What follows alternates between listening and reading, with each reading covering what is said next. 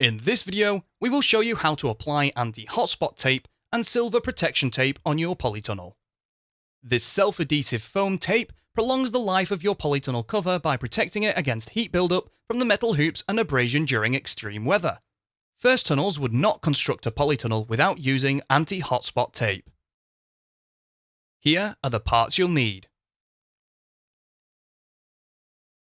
Anti-hotspot tape is applied on all hoops. Some of our customers ask whether anti-hotspot tape should be fitted to all metal framework such as the ridge.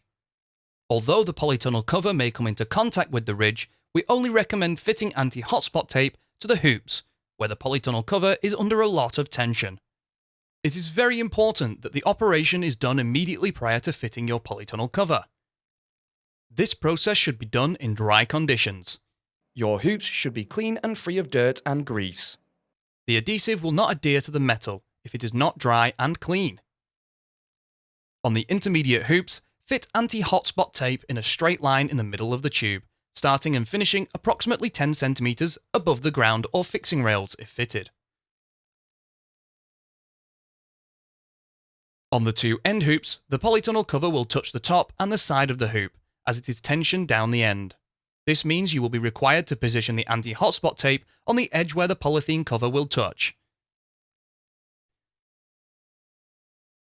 Silver protection tape can now be applied to the two ends of the ridge assembly.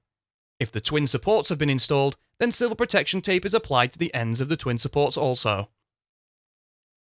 Wrap the silver protection tape around the ends in a figure of 8 motion until all the rough surfaces of the tube have been covered. Each roll measures 4.5 meters in length. Use approximately 2 meters per ridge clamp.